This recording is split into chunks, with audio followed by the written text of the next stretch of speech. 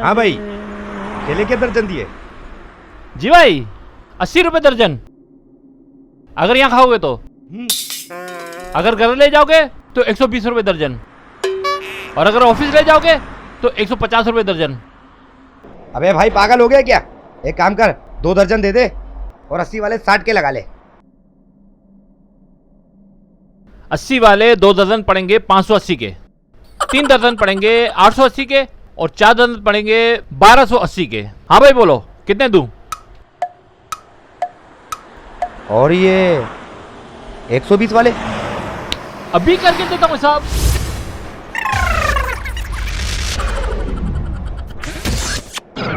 दो दर्जन हो जाएंगे 1220, और 3 दर्जन हो जाएंगे 2020, और 4 दर्जन हो बस जाएंगे। बस बस। अबे केले बेच रहा है या बिजली। हाँ भाई 150 का सब बताऊं क्या? हाँ हाँ हाँ बोलो, 150 का सब बताऊं क्या? हाँ नहीं नहीं नहीं चाहिए। पूरी दुनिया का कानून है, जो चीज ज्यादा क्वांटिटी में खरीदो तो सस्ती मिलती है। और तुम पता नहीं कौन सा सिस्टम लेकर आए हो भाई।